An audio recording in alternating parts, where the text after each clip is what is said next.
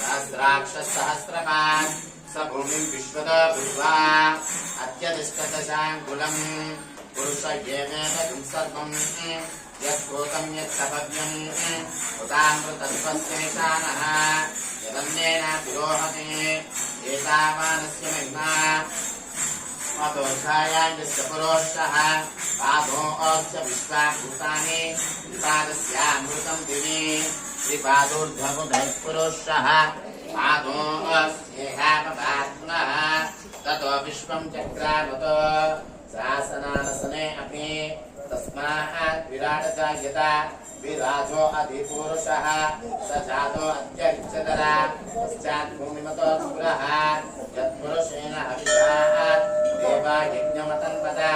वसन्तो अस्यासीधाज्यम् ग्रीष्म इत्मः शरद्रविः